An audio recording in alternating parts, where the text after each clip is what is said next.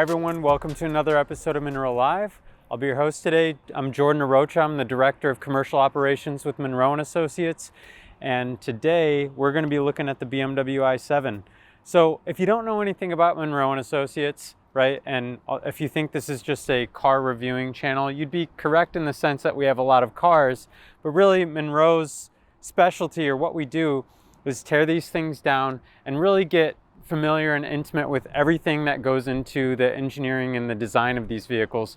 Specifically, what types of materials are used, how much is that costing the OEM, and then oftentimes we're working with other OEMs to establish where they fall competitively and where they may have opportunities. So as we go through the i7 here, I don't want to just talk about the features. I actually want to kind of dive into some of the decisions that they made, meaning when you buy this car, when you as the consumer pay 151 grand in this case on this car, what you're actually paying for in a technical sense as well. So with that being said, I did have this car for a few days, so I got some time behind the wheel.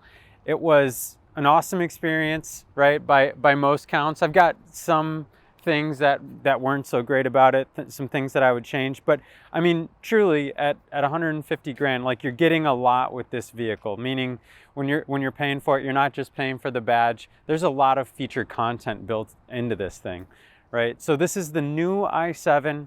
It's off the G70 platform, which, if you're familiar with BMW speak, you would know that that is also the same platform, not the same vehicle, but platform as the BMW 7 Series. So this has been kind of their flagship executive car, meaning executive, the back seats are going to be larger than the front seats. You're going to have a ton of space to extend your legs, regardless of how big you are, right? You'll have space to move back there. Center console's nice, and you've got a good angle, right? So that thigh angle and the back angle where that H point falls is going to be very conducive to getting in and out, going to be very comfortable over long journeys. So with that being said, one of the kind of neatest features of this car, I guess the features that make you go wow when you open the door, is it feels a little weird. Like, there's a small assist, and so at first you might think, oh, the hinge just feels odd.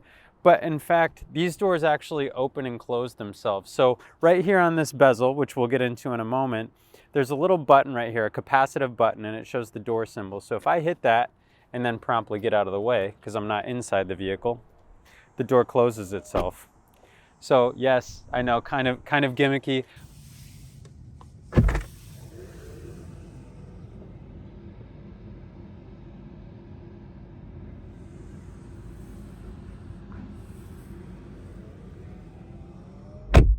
But also quite cool, you know, especially if you're paying this much money. You want something that really stands out in the marketplace, something you can go and show your friends, hey, look what this car does. But the real benefit there, and this is something that BMW has done for a long time, is that part and parcel to this system, but on the other end, they've got a cinching latch.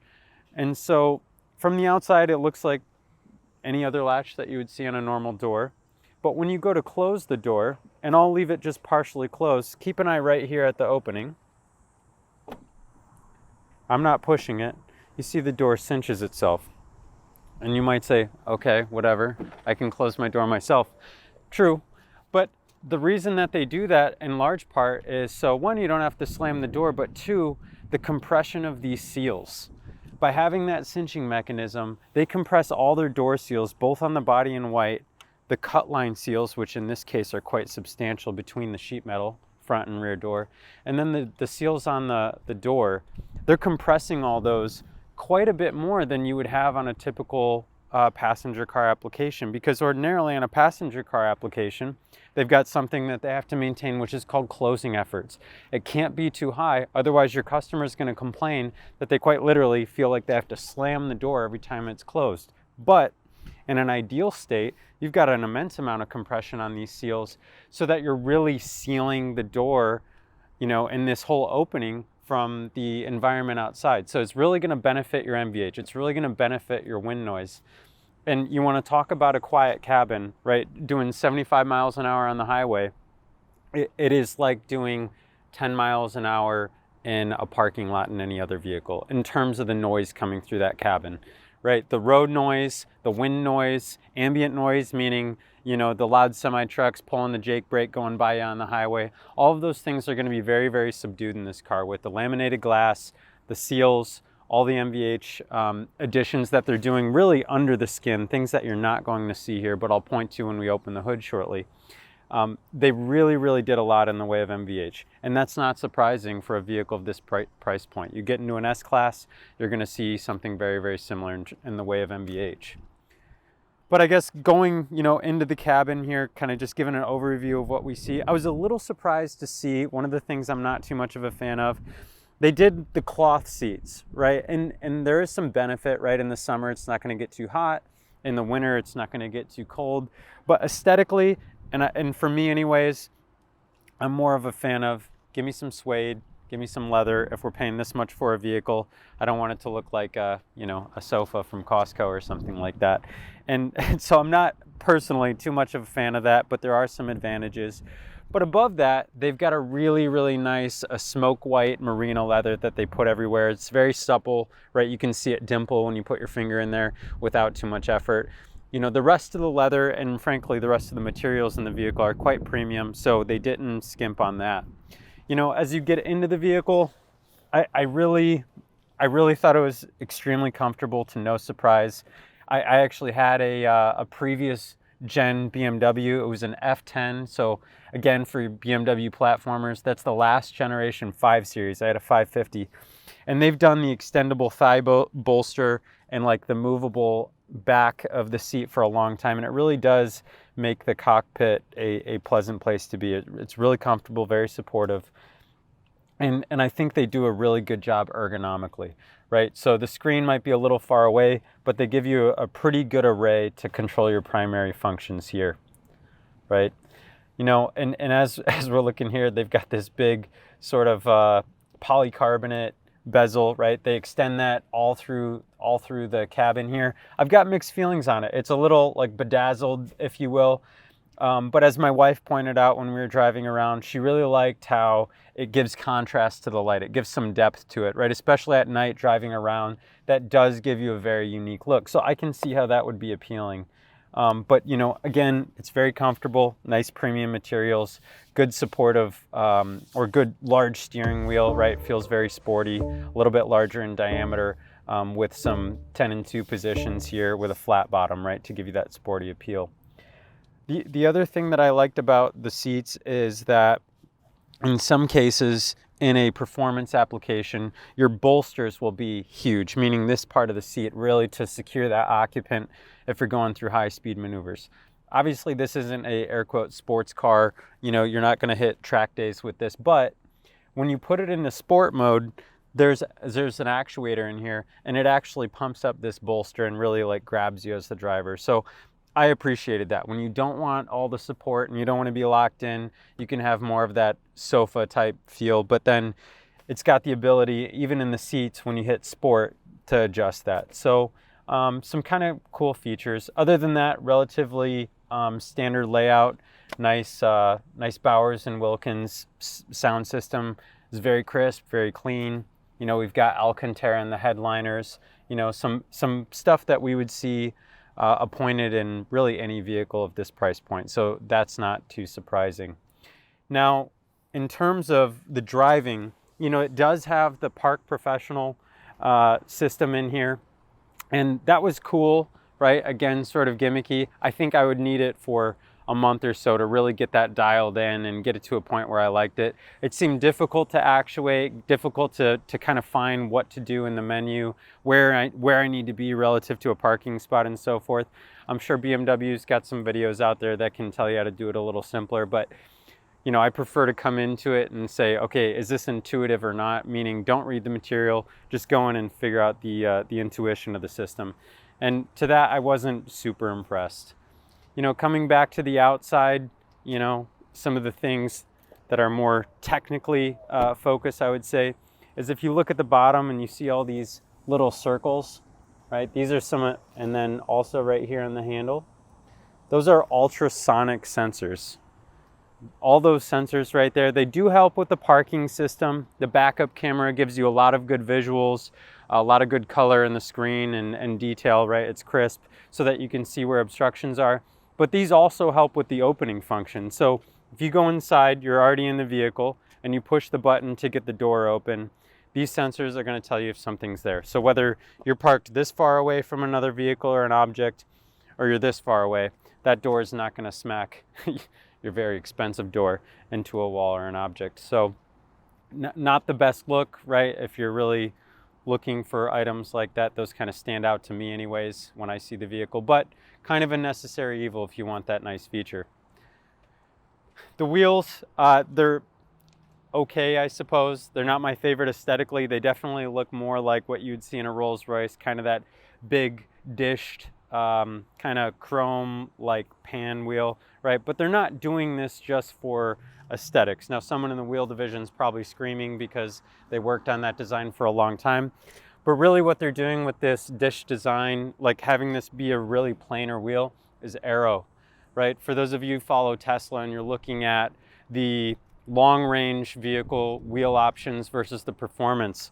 The performance Model 3, for example, versus the long range, there's very little that's changed in the way of hardware in those two vehicles outside of brakes, a rear spoiler, and the wheels. But those wheels hit the range pretty impactfully, right? To the tune of like 20 miles or so. Don't quote me on the exact mileage, but it is definitely impactful. If you even said it was 3 miles of range, that's impactful. And so they're not doing that just for the aesthetics, they're doing that for aero.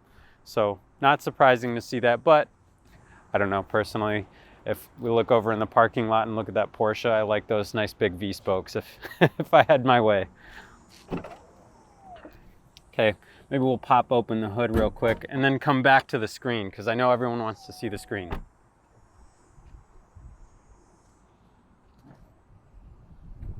Okay, so when I bought my 5 Series, the F10 that I was just referring to, it was because we had torn down a 5 Series and looking at it, it had so much engineering, technology, and focus, specifically under hood. I just wanted to drive one because I thought it was very cool. So if we pull this manta ray-like beauty cover out of the engine bay here, it's got some ball studs on it.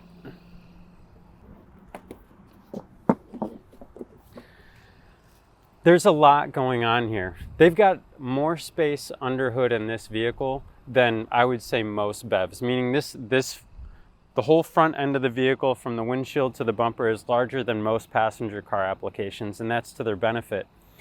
But that's not necessarily interesting in and of itself. What really drew me to these BMW products initially is really starting at the structures, the framework of the vehicle. So if we look, they brace just about everything.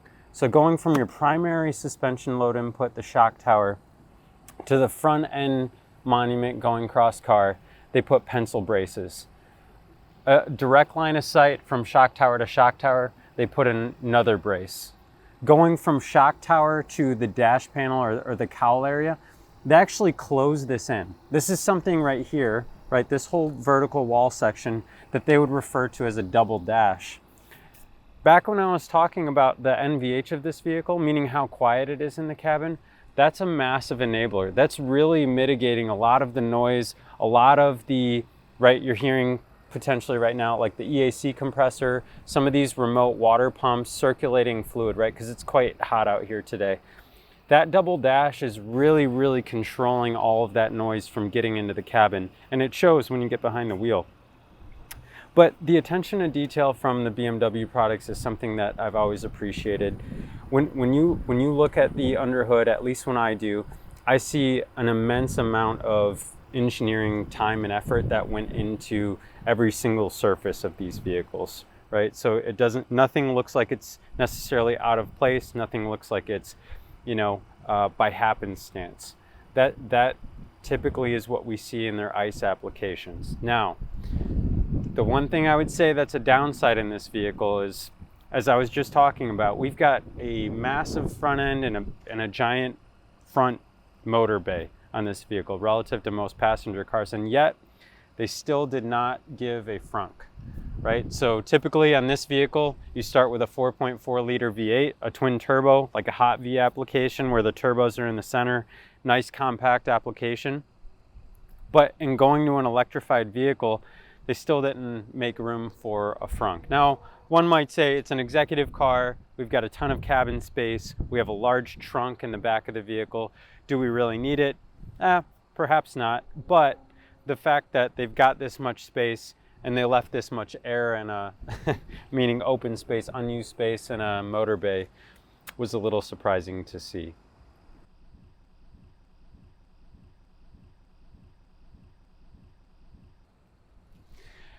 Looking at the front latch system on the hood, they do have a dual latch system. The Germans, specifically BMW, on the X5, I know previous generation, 5 Series, 7 Series, and so forth, they've done this quite a bit, right? Especially with things like Euro NCAP, this is really of benefit to them. This helps them keep this whole front hood area and this cooling module very compact. So typically your radiator, right, you want to maximize the amount of radiator space that you have for heat rejection. Right under here is your whole cooling module. You can see the fan indicator there. Don't put fingers down. This is where the whole cooling module is. And so from a PED Pro perspective, a pedestrian protection perspective, there's a requirement to minimize the amount of hard spots under the hood, meaning if something were to smash on top of this, there's no hard point pushing through the hood, potentially causing injury or something along those lines. Well, front and center, literally, is typical hood latch position, right? So if you look at most passenger cars in the US, you've got a center mounted hood latch that's gonna latch onto something in the front end structure. But BMW has 2 latches, 2 mechanisms, right? Just pocketed on the left and right hand sides of the cooling module. And that really allows all of this to be smooth and flat. And because they're not in contention from a packaging space perspective with the cooling module, it allows all of these to get closer relative to one another. You can imagine if you had a cooling module here, but then somehow on top of that, you needed a hood latch to be packaged. I mean, we're talking 100 millimeters, best case scenario, of Z-axis or vertical packaging space that they're needing to add. So that's not new just because it's a BEV, but that's something BMW's employed for quite some time. Yes, they're absolutely adding costs, right? So it's a very conscious decision on their part. They have two times the number of latches, 2 times the number of strikers, hood mounted, but they're doing so from a packaging perspective. Packaging won the battle. Okay. All right. So we'll go ahead and close this, and yeah, I know I didn't put the beauty cover on yet. Looking at the front of the vehicle, like they've kind of gone with this half BMW, half Audi front end grille. I don't know that I'm a fan of it, other than on this particular vehicle, obviously, they've got the light bezel and ring that goes around the entire surface of the grille. That's not by any stretch a regulatory function, so you might say, well, maybe they needed the light. No, they didn't need it, right? But these are one of those things that you're paying for, just like Mercedes and some of their applications will illuminate the badge. They're doing the same with the kidney grille. It's kind of neat at nighttime, right? You pull up to a plaza or something with a glass door, you can see it in the reflection. It looks kind of neat. Okay. Moving towards the back of the vehicle, we can see the back seat, kind of this executive space that we were talking about. Again, extremely spacious, very comfortable. The thing that pops out right away at you is that they've got a screen in the door. And it's not just a screen to look at or whatever. They actually offer climate controls here. But more importantly, like one of the biggest functions is that this is where you control your theater screen. So I know everyone wants to see the theater screen. There's videos out there. But this is mounted cross-car between the 2 side roof rails here. And they spared no expense, right? So they've got a screen not just on one side, but on both sides. And this is going to allow you to go ahead and fold down the screen. And it doesn't just fold down, it also pivots, right?